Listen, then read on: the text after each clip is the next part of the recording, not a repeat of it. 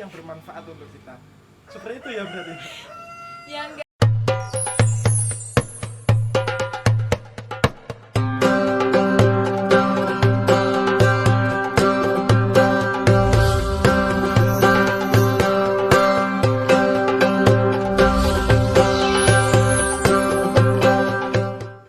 Assalamualaikum warahmatullahi wabarakatuh. Kembali lagi bersama kami dalam Bincang Santri Edri Mancoro. Nah, kemarin bersama host yang cantik, Mbak siapa namanya? Mbak Rika. Nah, kita sudah berbincang mengenai Bu Lurah dan Pak Lurah yang kemarin belum dilantik tapi sudah bekerja. Nah, dalam kesempatan kali ini kita akan berbicara mengenai pelantikan lembaga pengurus di Edri Mancoro, termasuk Pak Lurah dan Bu Lurah. Alhamdulillah kemarin sudah dilantik. Selamat kepada Pak Lurah dan Bu Lurah. Nah, di sini saya tidak sendiri. Perkenalkan, nama saya M. Wafa sebagai host dan saya ditemani oleh Mbak Anik Melinda. Mbak Anik bisa dipanggil Mbak Mai. Mbak Mai. Mai asik. Mbak Mai Linda. Beliau ini telah kurang lebih selama 5 tahun ya, Mbak. Beliau sudah 5 tahun sebagai santri senior yang telah beberapa kali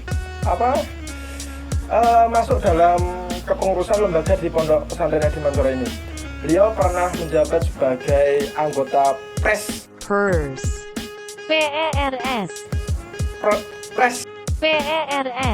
Pres Revolusioner pada tahun 2020. Kemudian beliau juga pernah menjadi pengurus organisasi santri Edri Mancoro yang sekarang diketuai Bu Lurah dan Pak Lurah yang kemarin tampil di podcast yang kemarin. Kemudian sekarang beliau kembali lagi ke Pres tahun 2021 menjabat sebagai ketua. Nama presnya apa, Kak? Eksis. Jadi nama presnya sekarang Eksis. Apa artinya itu? Untuk Edri Mancoro. Edri Mancoro. K untuk kreatif. S untuk sinergis. I untuk inovatif. Dan S yang terakhir adalah shifting. Apa itu artinya shifting? Boleh dicari di Google sendiri. Cepat. Nanti bisa dibantu oleh Mas Mustopeng. Dicari di Google, artinya swimming. Swifting. Nah, kita di sini kan berbicara mengenai pelantikan yang kemarin ya, Mbak. Nah, menurut Mbak Mai itu bagaimana first impression Mbak Mai terhadap kepengurusan lembaga di Edri Mancoro ini? First impression, kayak lagunya Slang. Artinya apa? Pandangan pertama. Nah, pandangan pertama Mbak Mai ini bagaimana melihat kemarin sudah kepengurusan yang baru dilantik? Itu bagaimana pandangannya Mbak Mai? Ya, baik. First impression saya setelah pelantikan kemarin biasa aja sih sebenarnya. Biasa aja. Iya, biasa aja. Gak ada yang spesial, biasa aja. Gak ada yang spesial. Mungkin teman-teman yang santri baru agak terkejut ya, soalnya kemarin yang menjadi ketua lembaga itu kebanyakan adalah perempuan. Perempuan. Apa saja? Tapi lembaga? bagi saya yang sudah masuk di Edri Mancoro dari tahun 2016, saya tidak terkejut karena setahu saya di Edri Mancoro ini tidak pernah memperhatikan gender, apalagi untuk memiliki kewenangan sebagai pemimpin. Gitu ya? Semuanya setara, semua memiliki kesempatan yang sama. Dan pada kenyataannya sebagian besar dari lembaga-lembaga di Edri Mancoro ini diketuai oleh perempuan-perempuan. Contohnya yang diketuai perempuan. Contohnya Mbak Anik Melinda sendiri, ketua Pres. Kemudian lalu Madrasatul Quran, MQ. Ya, Lazizka, Tarbiyatul Banin wal Banat atau TBB, Koperasi Pondok Pesantren. Lalu Lazizka tadi sudah saya sebutkan. Iya, Laziz. Terus ada lembaga bahasa Suroya, lalu lembaga perpustakaan juga. Banyak ya berarti ya? Iya. Berarti santri di sini selain tidak hanya mengaji, tidak hanya kuliah, tapi juga diasah kemampuannya dalam berorganisasi. Tidak hanya putra, tapi juga santriwati juga. Bahkan banyak dari santriwati yang menjadi posisi penting dalam lembaga-lembaga itu. Luar biasa. Nah, Mas, pasti ada manfaat di balik semua itu. Dan di balik banyak perempuan yang menjadi ketua lembaga dan santri-santri lainnya yang kepilih menjadi pengurus lembaga di Edi Mantoro, pasti banyak sih manfaatnya. Menurut Mbak Mai, selaku yang sudah berpengalaman dalam lembaga ini dan beberapa kali mengikuti lembaga yang lain dalam lembaga di pondok ini, apa sih manfaatnya bagi kita atau bagi para santri untuk kedepannya, misal setelah dari pondok ini? Kalau manfaat sebenarnya banyak banget sampai tidak bisa terhitung dan mungkin tidak bisa saya definisikan. Tapi kalau menurut saya, dari pandangan saya, yang jelas itu adalah berlatih untuk olah rasa. Olah rasa. Jadi kita dilatih untuk memahami orang lain, memahami pendapat orang lain, karakter orang lain, lalu bekerja sama, lalu ikhlas dalam berbuat dan lain-lain. Lebih ke itu sih. Jadi belajar untuk menjadi pemimpin yang dapat memimpin dan mau untuk dipimpin, seperti itu ya? Iya. Olah rasa. Nah, menurut Mbak Mai sendiri, apakah ada organisasi atau lembaga di pondok pesantren ini yang berperan sangat penting dan berperan penting dalam majunya roda pesantren ini?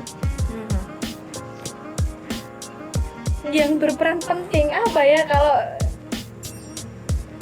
sebenarnya semuanya penting kalau menurut saya ya. Semuanya memiliki porsi masing-masing dan perannya masing-masing. Contoh, jadi ada yang memang bertugas mengurus di internal pondok seperti OSEM. Ya, mengurus para Lalu, santri. Ada juga yang memang tugasnya membuat membuat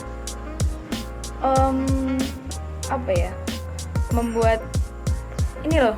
Membuat makanan seperti kompotren. Iya, membuat makanan Mengelola. seperti kompotren. Mengelola. Penting sekali. Kemudian ada yang bergerak tugasnya dalam bidang sosial. Seperti TBB, Lasiskap. Ya. Kemudian Itu dari Khadimul Ummah itu sebenarnya. luar biasa. Lalu Santri-santri Edi Mantoro. kalau lembaga pers mungkin perannya ya bikin pencitraan kan. Iya kan?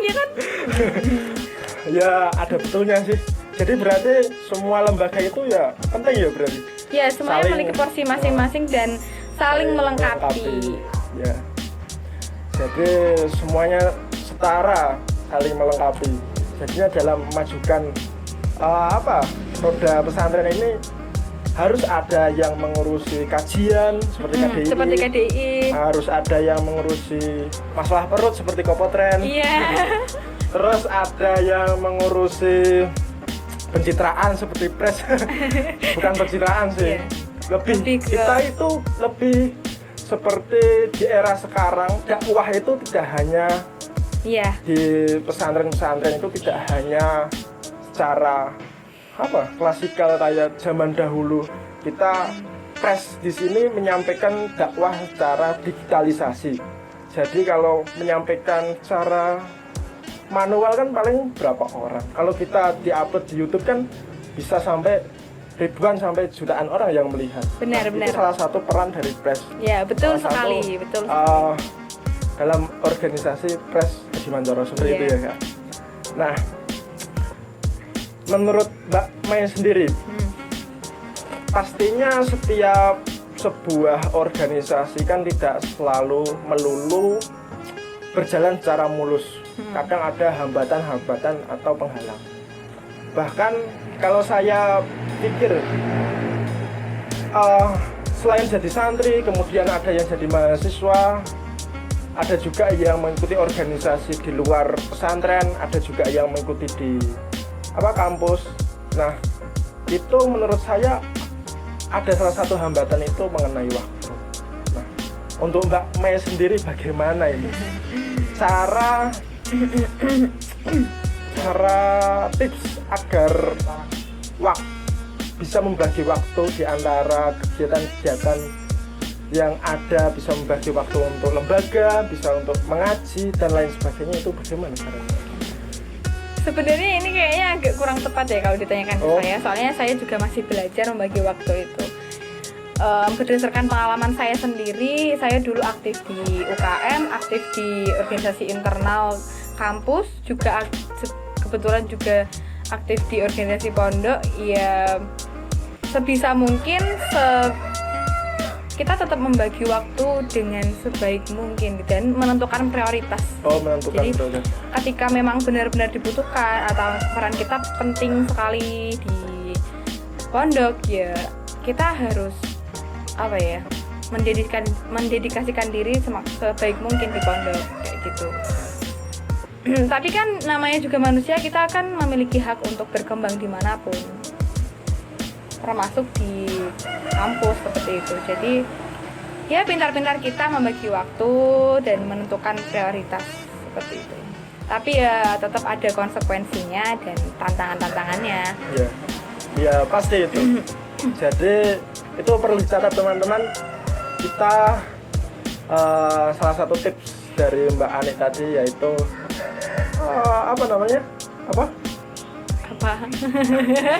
untuk prioritas mana yang lebih bermanfaat untuk kita, itu yang kita lakukan terlebih dahulu. Kemudian saya sedikit menambahi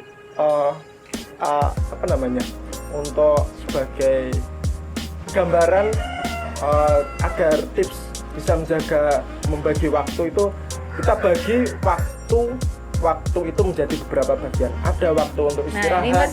Ini hostnya malah lebih pinter bagi waktu ya. Bisa menjelaskan ini. Apalagi ya, bagi untuk ibadah, untuk belajar dan istirahat. Minimal untuk bagi itu. Dan lakukanlah yang menjadi prioritas kita, yang bermanfaat untuk kita. Seperti itu ya berarti.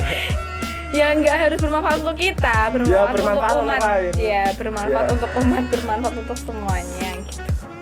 Iya seperti itu.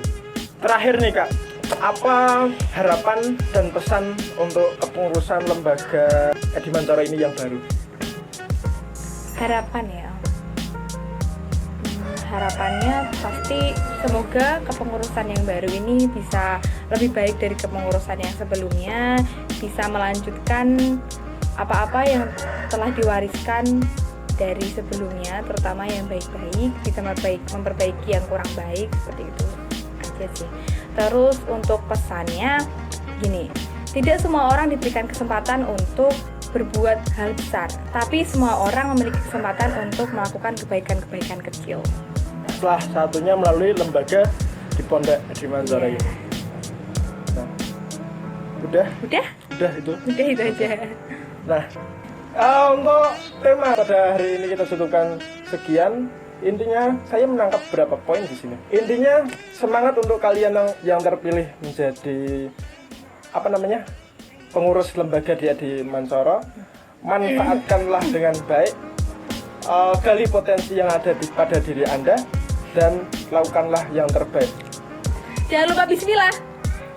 Alhamdulillah. Iya. Diakhiri dengan alhamdulillah. Mari kita akhiri dengan alhamdulillahirabbil alamin. Kurang lebihnya dari kami selaku host, mohon maaf, dan saya juga mohon maaf apabila banyak salah dan hilaf. Sampai jumpa pada podcast Bincang Santri selanjutnya. Wallahu muwaffiq ila aqwamit thoriq. Wassalamualaikum warahmatullahi wabarakatuh.